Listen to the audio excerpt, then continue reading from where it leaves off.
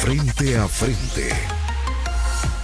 Venezuela creo que es el tema con el que tenemos que abordar y todo está cambiando tan rápidamente que uno ya no sabe qué es lo que va a terminar ocurriendo. ¿Cuál es la visión que usted tiene, el panorama que observa? Hay que tener claro es que en un régimen autoritario como el de Venezuela, el proceso electoral no es la vía para la alternancia, no es la vía para distribuir el poder. Wow. ¿Y si no es la vía, cuál es?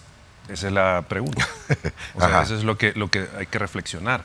Y digo esto porque estamos hablando de un régimen autoritario que tiene controlado las instituciones, tiene controlado el proceso electoral, tiene todo el aparato de Estado a su favor.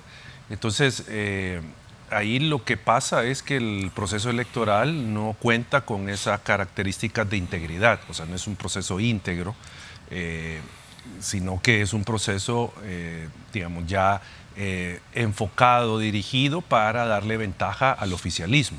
Entonces, eso creo yo que es lo relevante desde mi punto de vista que habría que señalar, la inoperancia del proceso electoral.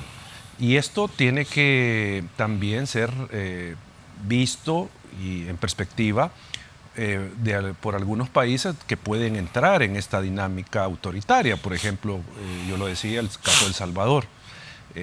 Tenemos que vernos en ese espejo de Nicaragua, de Venezuela, que cuando un presidente, un partido, un proyecto político se enquista en el poder, las elecciones dejan de ser ese medio para poder hacer el cambio. Hay un irrespeto a esa voluntad popular, precisamente porque se ha desarrollado un proceso que afecta el derecho al sufragio, que afecta las posibilidades de postularse como contendiente en las elecciones. Entonces, es una situación muy delicada que, digo, y usted hacía la pregunta, ¿qué es lo que queda para hacer el cambio institucional? Y eso es lo que tendría que analizar. Toda la comunidad internacional, la democrática obviamente, está viendo que el proceso electoral en Venezuela no tiene las características necesarias para decir que fue un proceso democrático donde el pueblo se expresó adecuadamente y se respetó lo que dijo el pueblo. Ha habido reacciones naturalmente en contra. La del presidente Bukele es una en la que claramente dice tenemos 4 años de no tener relaciones y así vamos a continuar, palabras más, palabras menos, mientras no haya un respeto a la voluntad del pueblo. Yo creo que el presidente de El Salvador es el de los menos indicados para hablar de respeto al proceso electoral, respeto a las reglas democráticas. O sea, y digo esto porque precisamente su actual mandato es ilegítimo, comenzando desde el 1 de mayo que destituyeron a los magistrados de la Sala de lo Constitucional, etcétera, etcétera. ¿Cómo ve el panorama de todo el resto de naciones prácticamente en un mismo frente? Mire, queremos ver resultados. Yo creo que tienen la posición correcta, porque no es estar interfiriendo en la dinámica política interna de Venezuela, sino que es estar abogando por ciertos principios universalmente compartidos de la democracia, de un proceso electoral íntegro, porque eso es, digamos, lo básico, que hayan elecciones limpias, competitivas, transparentes. Eso es lo que está pidiendo la comunidad internacional. Demuéstrenos que eso fue. Si hay una victoria clara, contundente, contundente, pues las actas lo mostrarían. Pero ¿por qué ocultar actas?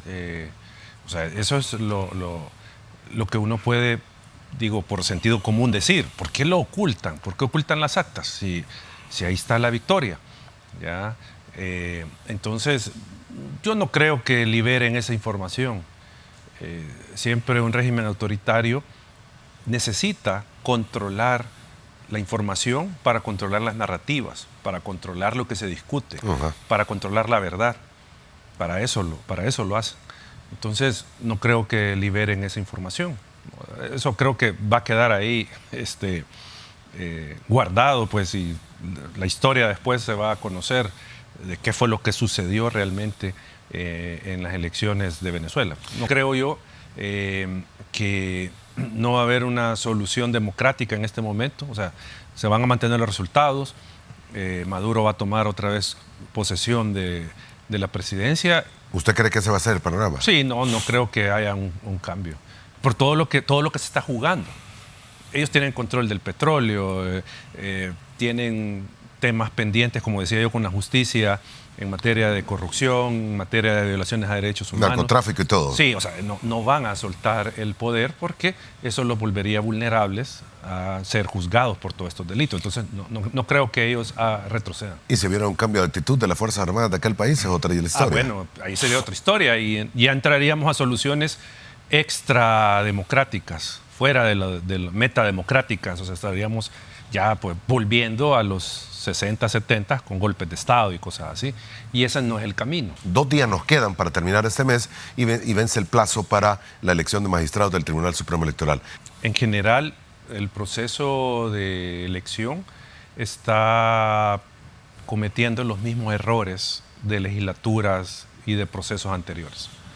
En términos de transparencia, en términos de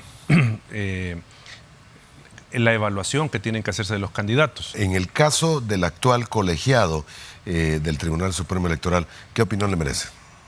Deja muchas deudas en materia, por ejemplo, de justicia electoral. Quedaron muchos casos ahí que no resolvieron.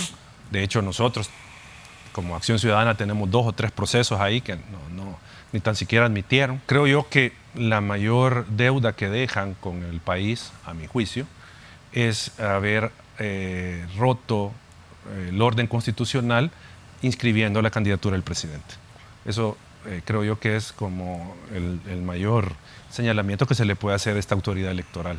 O sea, no estoy diciendo que todo fue malo, no quiero decir eso, pero digamos, haciendo este ejercicio crítico, sí creo que esa es una de las deudas que dejan con el país y que obviamente después la historia se va a encargar de poner todo en su lugar, ¿verdad? La imagen no parece ser la mejor en este momento de la Asamblea. Sí. Yo creo, Moisés, con eso hay que comenzar señalando que no hay que satanizar el hecho de que un diputado o una diputada necesite un apoyo técnico para sus intervenciones en las comisiones políticas, en las comisiones, en el Pleno, a efecto de dar una opinión ponderada sobre los temas que se discuten. O sea, eso creo yo que hay que decirlo, o sea, sí es necesario. O sea, es necesario que tenga ese apoyo.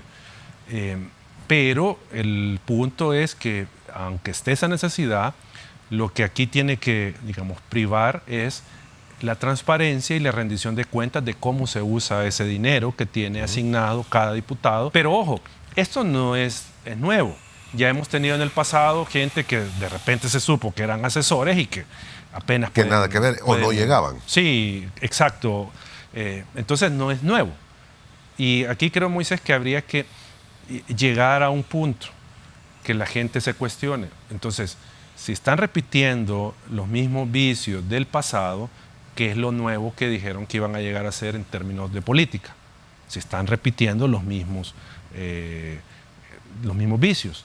O sea, porque yo ¿por qué voy a ocultar, si soy una fracción que gobierno por la gente y para la gente, ¿por qué voy a ocultar información de cómo estoy manejando los recursos públicos? La ciudadanía tiene que exigirle no solo a los diputados, porque también este es un error que está cometiendo mucha ciudadanía, a los diputados le están pidiendo transparencia, pídanle también al gobierno, pídanle también al presidente que entregue información que han reservado indebidamente.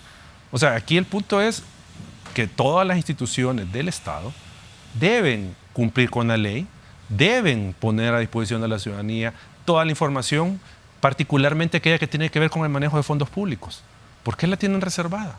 ¿Por qué hay reservas sobre información importante en todas las entidades del Estado? Porque, ojo, no solo es el Ejecutivo y la Asamblea.